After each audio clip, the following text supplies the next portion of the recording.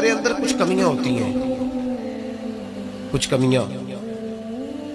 امام غزالی رحمۃ اللہ تعالی علیہ فرماتے ہیں غریب کی یہ کمی ہوتی ہے کہ وہ خودداری چھوڑ دیتا ہے، ہاتھ پھیلانا آسان سمجھ لیتا ہے، یہ غریب کی کمی ہوتی ہے۔ غریب خوددار رہے تو اللہ اسے عزت عطا کرتا ہے۔ آپ فرمایا کرتے امیر میں تکبر آتا ہے، امیر خوشامد کو پسند کرنے لگ جاتا ہے، اس طرح بہت سارے کام کرنے کے باوجود بھی نیکی نہیں حاصل کر پاتا۔ فرماتے ہیں جاہل جو ہوتا ہے نا، جاہل، اس میں یہ کمی رہتی ہے کہ وہ اپنی جہالت کی وجہ سے بہت سارے لوگوں کو برا سمجھتا ہے۔ اور آپ فرماتے ہیں عالم، صوفی اور درویش میں یہ کمی ہوتی ہے کہ وہ کئی دفعہ اپنے آپ کو دوسروں سے بڑا سمجھنے لگ جاتا ہے، اس میں بھی کمی آ جاتی ہے۔ کئی میری طرح کے لوگ باہر کھڑے ہو کے انتظار کر رہے ہوتے ہیں کہ نعرہ لگے گا تو محفل میں جائیں گے۔ میں نے بعد میں لوگ مطالبہ کرتے ہیں کہ میں نے تلاوت کیا تو بتاؤ کیسی کی ہے۔ ان کا دل کرتا ہے کہ کوئی کہے آج بڑی اچھی نعت پڑھی، کوئی کہے کہ آج تو آپ کی تقریر نے کمال کر دیا۔ امام صاحب فرماتے ہیں یہ کمزوری ہے اندر کی، باطن کی کمزوریاں ہیں، یہ نقائص ہیں ہمارے کہ ہم مطمئن نہیں ہوتے۔ اس کا نقصان یہ ہوتا ہے کہ آہستہ آہستہ جسمانی زندگی پروان چڑھ جاتی ہے، روحانی زندگی کمزور ہو جاتی ہے۔ روٹی کھانے میں لذت آنے لگتی ہے، نماز پڑھنے کا ذائقہ ختم ہو جاتا ہے، سیر مزہ دینے لگتی ہے اور تلاوت قرآن مجید بوجھ بننے لگ جاتی ہے۔ خوشامد اچھی لگتی ہے اور درود پاک پڑھنا یا تسبیح لے کے ذکر کرنا، یعنی اپنی تعریف سن لیتا ہے، اللہ رسول کی کرنا مشکل ہو جاتی ہے۔ یہ کب ہوتا ہے؟ جب اس کے اندر کچھ کمیاں رہ جاتی ہیں۔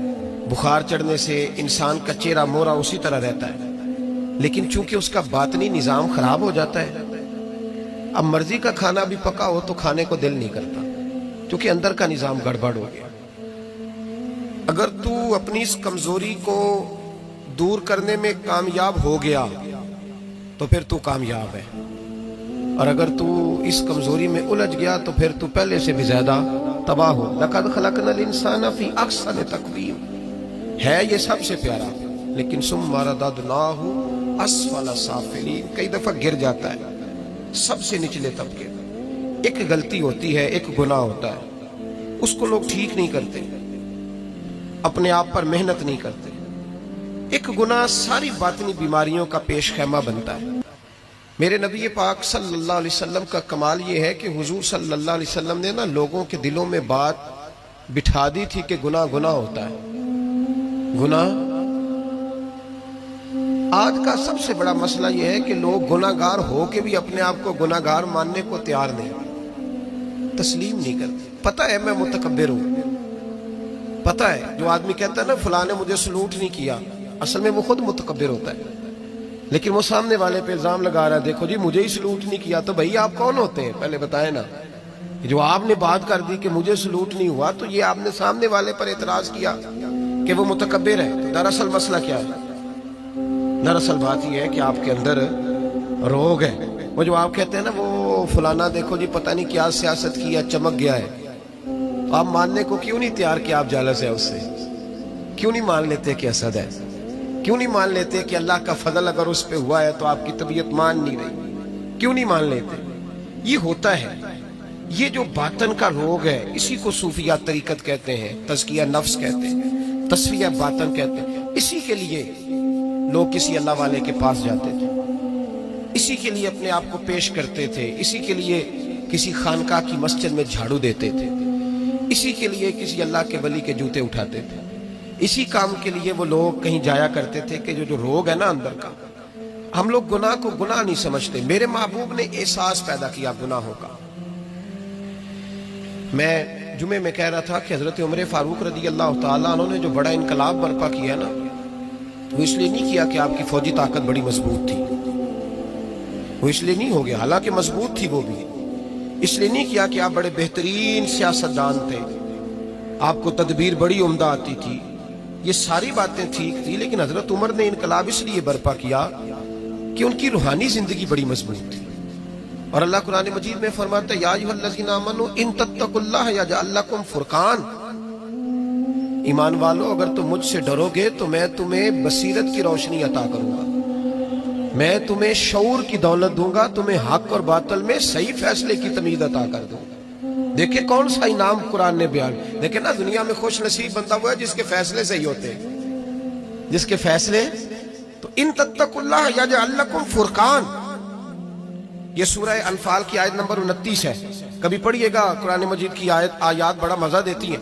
فرمایا اگر تم مجھ سے ڈرو گے تو میں تمہیں بصیرت کی روشنی دوں گا, باطن کا نور دوں گا, پھر تمہاری سادی باتیں بھی بڑے بڑے انقلاب پیدا کر جائیں گی, پھر تمہارے لب و لہجے کی سادگی بھی بڑا کچھ کر جائے گی. لیکن شرط یہ ہے کہ ان تتقوا اللہ, تعلق بندوں سے نہ رکھنا, تعلق اللہ سے رکھنا, اللہ سے ڈرنا. وَيُكَفِّرْ عَنْكُمْ سَيِّئَاتِكُمْ وَيَغْفِرْ لَكُمْ, فرمایا میں تمہارے گناہ بھی معاف کر دوں گا اور تمہاری بخشش بھی فرما دوں گا. حضرت عمر فاروق نے نا ایک دن مچھلی کھانے کو دل چاہا. ہماری منصوبہ بندی ہوتی ہے, جب لوگ جمعہ پڑھنے آتے ہیں تو گھر میں چھوٹا گوشت دے کے آتے ہیں, سخت گرمیوں میں بھی. کہتے ہیں میرے آنے تک نے اس کو پکا لینا. تو بہو بیچاری اگر کبھی نمک زیادہ ڈال لینا تو ابھی حاجی صاحب جو نماز پڑھ کے آئے ہیں تازی, وہ آتے ہی فوراً کہتے ہیں اپنے بیٹے سے کہ اتنا بھی نہیں تو نے اس کو سکھایا کہ میرے ابا نے خود تجھے گوشت لا کے دیا ہے. تو ایک جیتی جاگتی خاتون, ایک مسلمان جس کو بیٹی بنا کے لایا ہے, اس کی انسلٹ کر دی جاتی, توہین ہو جاتی, اور اس کے باوجود وہ حاجی صاحب ناراض ہوتے ہیں. پتہ ہی کوئی نہیں, میں مطلب ماں بدولت میں حاجی بھی ہوں, نمازی بھی ہوں, سیٹ بھی ہوں, چودھری بھی ہوں, نواب بھی ہوں, اور میرا گوشت خراب کر دیا. یہ ہماری خواہشات نفس نے بڑے لوگ کچل دی. وہ لوگ اپنی غلطی کو غلطی سمجھتے. حضرت عمر کبھی کوئی خواہش نہیں کی, مچھلی کھانے کو دل چاہا. تو آپ کے غلام کا نام یرکا تھا. کچھ غلام بڑے وفادار ہوتے ہیں, وہ بیٹوں سے بھی پیارے ہو جاتے ہیں. حضرت مولا علی کے غلام تھے کمبر. ایک دن کمبر نے کہا حضور آپ نے کبھی خوش ہو کے بتایا نہیں کہ آپ کتنے خوش ہیں. تو آپ فرمانے لگے میں تجھے خوش ہو کے بتاتا نہیں, میں تجھ سے کتنا خوش ہوں. جب میں تجھ سے خوش ہوتا ہوں نا تو میں تیرے لیے اسی طرح دعا مانگتا ہوں جس طرح میں اپنے حسن اور حسین کے لیے دعا مانگتا ہوں. کچھ غلام بڑے پیارے ہوتے ہیں, وہ دعائیں کراتے نہیں, وہ دعائیں لے لیتے ہیں. ان سے دعائیں نکلتی ہیں. وہ فیکٹری میں ملازمت ڈیوٹی سمجھ کے نہیں کرتے, وہ اپنا گھر بنا لیتے ہیں. وہ وفادار ہوتے ہیں, وفادار. اور اصلہ نال جے نیکی کریے تو نسلہ تاک نہیں بھول دے ہوتے. تو یرکا آپ کا بڑا وفادار غلام تھا. ایک دن آپ نے کہا مچھلی کھانے کو دل کرتا ہے, لیکن مسئلہ یہ ہے کہ 8 میل جانا پڑے گا مچھلی لینے, 8 میل آنا پڑے گا. رہنے دو, کھاتے ہی نہیں, چھوڑو اپنے لیے اب چھوٹی سی خواہش کے لیے اتنی مشقت کرنا. حالانکہ لوگ لاہور سے گجرانوالے روٹی کھانے چلے جاتے ہیں آج بھی, اور گجرانوالہ والے بھی کئی لاہور آ جاتے ہیں. صبح نہاری سنا اچھی ملتی ہے. ویسے کہا جائے کسی کو کہ گھر سے اٹھ کے مسجد میں محفل ہے تو کہتے ہیں بس گھٹنے نہیں کام کرتے, کمر میں تھوڑی تکلیف ہے, رات میں دیر سے آیا تھا. حضرت عمر نے کہا 8 میل جانا 8 میل آنا میری مچھلی کے لیے, چھوڑو. وہ غلام کہتے ہیں میں سالوں سے آپ کا خادم تھا, کبھی آپ نے کوئی خواہش کی نہیں تھی, پر آج جب کی نہ خواہش تو میں نے کہا کہ خواہش کر لی ہے اور کی بھی پہلی دفعہ ہے تو میں پوری نہ کروں. کہتے جناب عمر نماز پڑھنے گئے تو مجھے پتا تھا کہ کچھ مہمان آئے ہیں, عصر ان کی ہو جائے گی. کہتے میں نے حضرت عمر کے پیچھے نماز پڑھی, ظہر کی 2 رکعتیں سنت پڑھ کے تو میں گھوڑے پہ بیٹھا. عربی نسل کا گھوڑا بندھا ہوا تھا, دوڑا کے گھوڑا میں پہنچ گیا. عربی نسل کے گھوڑے کو 8 میل کیا کہتے ہیں؟ کہتے ایک ٹوکرا مچھلی کا خریدا, کئی کلو مچھلی خرید کے تو میں حضرت عمر کی عصر کی نماز ہونے سے پہلے پہلے واپس بھی آ گیا. کہتے ہیں گھوڑے کو میں نے ٹھنڈی چھاؤں میں باندھا تاکہ اس کو پسینہ آیا تو خشک ہو جائے, جناب عمر کہیں دیکھ نہ لے. کہتے ہیں وہ اس کو پسینہ خشک ہو گیا. جب میں اس کے قریب گیا تو گرد و غبار, وہ پسینہ خشک ہوا تو جو مٹی کیچڑ تھا وہ خشک ہو گیا. تو میں نے کہا حضرت عمر تو پھر دیکھ لیں گے. کہتے میں فٹافٹ گھوڑے کو کنویں پہ لے گیا, میں نے اسے غسل کرایا اچھی طرح. جب گھوڑے کو غسل کرایا پھر لا کے چھاؤں میں باندھا. ہماری خواہشیں ہوتی ہیں تو کیا حال ہوتا ہے, لیکن یہ خواہش پوری کر کے ڈر رہے ہیں. ضمیر زندہ ہے نا, اندر کے روح ختم ہو چکے. فرماتے ہیں کہ جب عصر کی نماز پڑھ کے حضرت عمر آئے, میں نے بھی نماز ان کے پیچھے پڑھی. گھر آئے تو میں نے کہا حضور اللہ نے آپ کی خواہش پوری کر دی, مچھلی کا بندوبست ہو گیا ہے, بس تھوڑی دیر میں پکا کے پیش کرتا ہوں. کہتے میں نے یہ لفظ کہے تو جناب عمر اٹھے اور گھوڑے کے پاس چلے گئے. گھوڑے کی پشت پہ ہاتھ پھیرا, اس کی ٹانگوں پہ ہاتھ پھیرا. پھر حضرت عمر گھوڑے کے کانوں کے پاس گئے تو اس کا ایک کان اوپر اٹھایا تو کہنے لگے یرکا ادھر آ یار, तो मैं करीब आया तो कहने लगे तूने सारा घोड़ा धो डाला है, पर कानों के पीछे से पसीना खुश करना तुझे याद ही नहीं रहा। वो कानों के पीछे तू जहां नहीं तूने पानी डाला, तू भूल गया था। और फिर हजरत उमर घुटनों के बल जमीन पे बैठ गए, कहने लगे ओ यार यरका इधर आ, तेरी वफा में शक कोई नहीं, पर मैं कोई ज्यादा नेक आदमी नहीं हूं, मैं कोई ज्यादा परहेजगार नहीं हूं। मैं तो दुआएं मांगता हूं मेरी नेकियां बदियां बराबर करके अल्लाह मुझे माफ कर दे, मैंने कोई ज्यादा तकवा नहीं इख्तियार। यार एक बात बता, अगर ये घोड़ा कयामत के दिन अल्लाह की बारगाह में कहे कि या अल्लाह उमर ने अपनी एक ख्वाहिश पूरी करने के लिए मुझे 16 मील का सफर कराया, ऐ अल्लाह मैं जानवर था, बेजुबान था, ये मेरी गलती, 16 मील का सफर एक ख्वाहिश पूरी करने के लिए। तो यरका तू बता, मेरे जैसा वजूद का कमजोर आदमी मालिक के हुजूर घोड़े के सवाल का जवाब कैसे देगा? वो यरका कहते हैं मैं अपने बाप के फौत होने पे इतना नहीं रोया था जितना मैं आज रोया।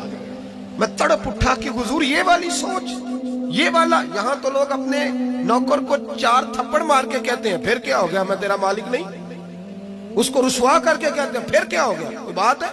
यहाँ बहू को 20 गालियां देकर और गरीब रिश्तेदार को बुरा भला कहकर अपने मुलाजिम को लोग नीचा दिखा के खुश होते हैं, कहते हैं देखा ना, पता चला मैं चौधरी हूं, मैं अफसर हूं, मैं फलां होता हूं, मेरी चुदराहट।